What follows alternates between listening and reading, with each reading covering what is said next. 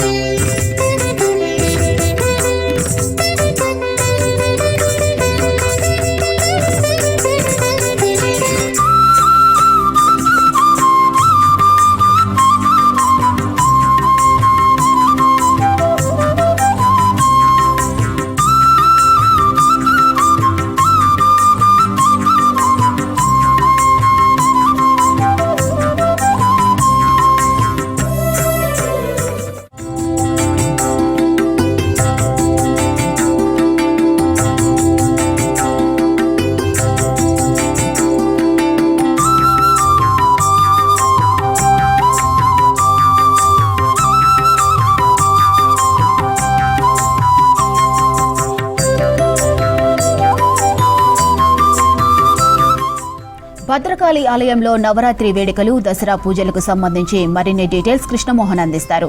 చెప్పండి కృష్ణమోహన్, పూజలు ఎలా జరుగుతున్నాయి? భక్తుల రద్దీ ఎలా ఉంది అక్కడ?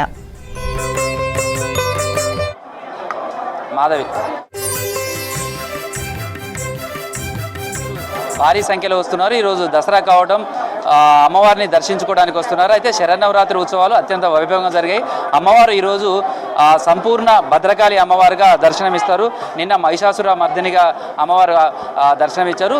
ఏదైతే చెడు పైన మంచి సాధించే విజయం ఉంటుందో దానికి ప్రతీకగా దసరా పండుగ నిర్వహిస్తారు. ఈ దసరా పండుగ రోజు అమ్మవారిని దర్శించుకోవడం, అదేవిధంగా వాహనాలకు సంబంధించినటువంటి పూజ చేయడం కావచ్చు, ఆయుధ పూజకు సంబంధించినటువంటి పూజ, జమ్మికి చెట్టుకు సంబంధించినటువంటి పూజ చేయడం, అదేవిధంగా పాలపిట్టను దర్శిస్తే తాము అనుకున్నటువంటి కోరికలన్నీ కూడా నెరవేరుతాయి అనేది భక్తుల విశ్వాసం. అందుకే ఉదయం నుంచే భక్తుల సంఖ్య చాలా పెద్ద ఎత్తున భద్రకాళి దేవస్థానంలో కనిపిస్తుంది.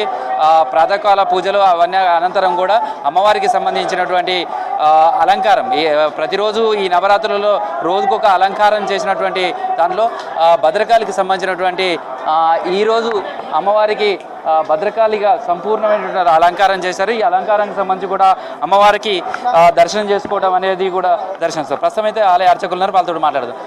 ఈ నవరాత్రులకు సంబంధించి రోజుకు అలంకారం వచ్చాయి. ఈ రోజేమో సంపూర్ణ భద్రకాళి అమ్మవారిగా అలంకారం చేశారు.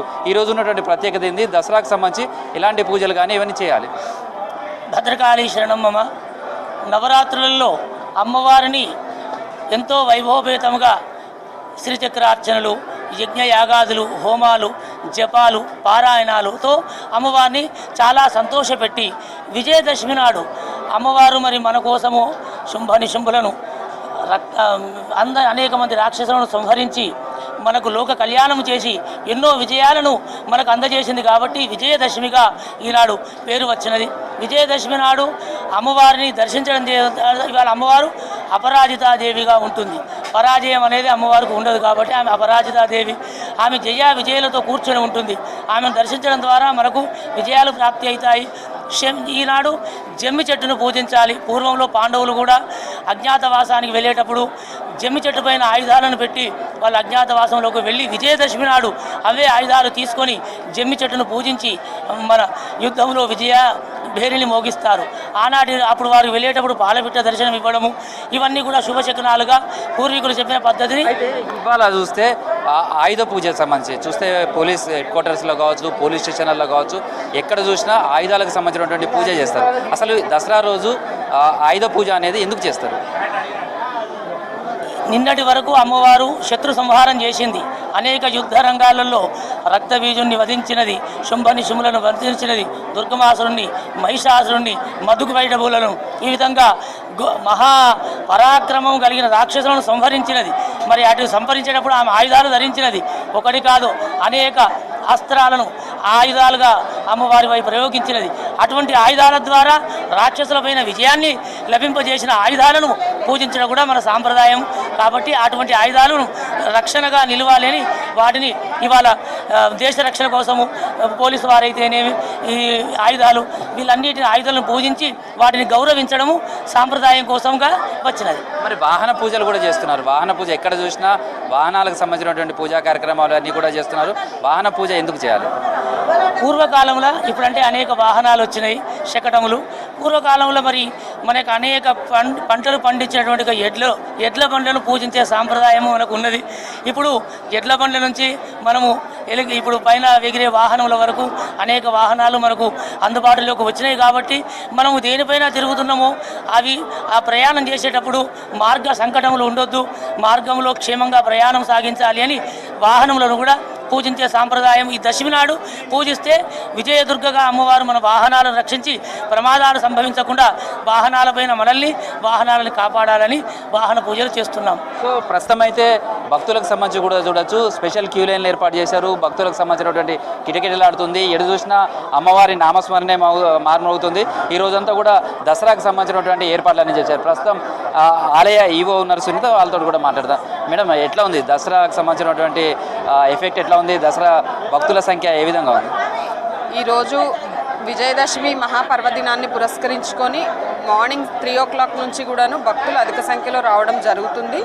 వారందరికీ కూడాను దర్శనానికి ఎటువంటి ఇబ్బంది లేకుండా ప్రత్యేకమైనటువంటి క్యూ లైన్స్, శీఘ్ర దర్శనం, అతి శీఘ్ర దర్శనం, ధర్మ దర్శనం అంటే ప్రత్యేకంగా క్యూ లైన్స్ ఏర్పాటు చేసి అందరూ త్వరగా అమ్మవారి దర్శనానికి వెళ్ళేటట్టు ఏర్పాటు చేశారు. సో ఎన్ని రకాల క్యూ లైన్లు ఏర్పాటు చేశారు? ఇలా చూస్తే చాలా క్యూ లైన్లు కనిపిస్తున్నాయి.